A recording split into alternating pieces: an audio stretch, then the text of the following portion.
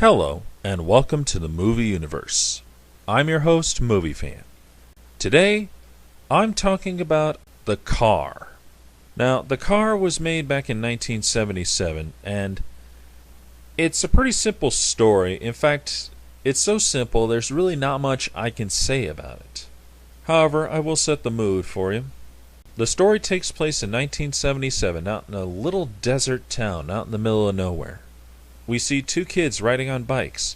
All of a sudden, this car comes out of nowhere, honking frantically. It runs one bicyclist off the bridge and into a ravine, and runs the other one off a cliff. And it drives away honking.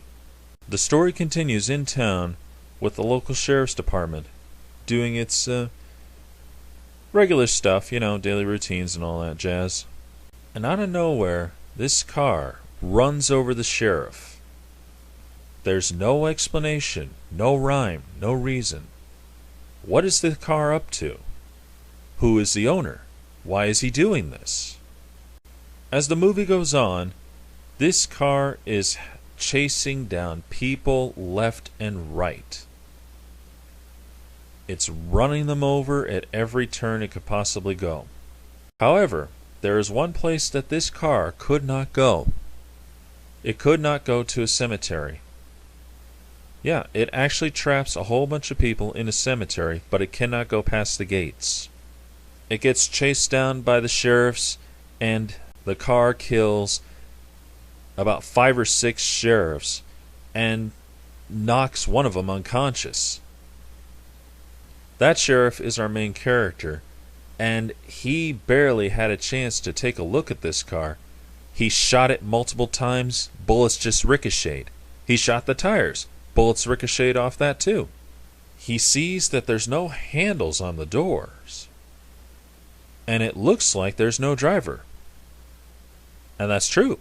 There is no driver. So, what's going on? Well, that's the one thing that we never find out. We never find out where this car came from or what it wants.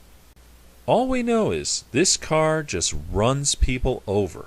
And it seems to have a knack for wanting to run sheriffs over, too. This is one of the few movies where we never get an explanation as to the monster in this story. We don't know where it came from. However, there is a slight clue. Because the car could not go onto the cemetery, that suggests that it's straight from hell. In the end, they blow the car up. And when that happens, you see this image in the fire. It's a pretty simple movie, and there's not much to say, but it's actually quite entertaining.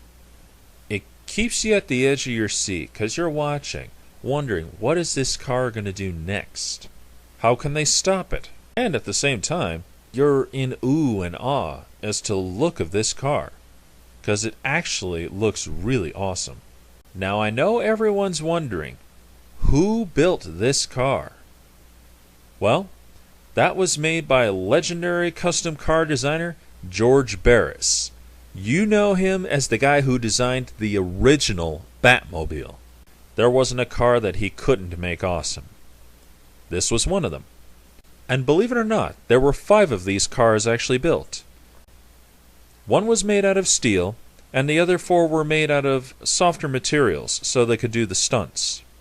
It's a pretty simple movie, and I'm sorry that there's really not much to say about it, but when a story is this simple, what can I say? The only thing I could really add to this is the fact that apparently back then this movie did not really get any good recognition. However, I beg to differ, because I watched it on Svengoolie a few weeks back, and I was quite entertained by it. This car had me amazed.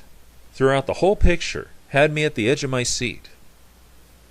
I would say this is the kind of movie that you need to take the time to really kind of watch, It's not Christine, but it's still pretty awesome.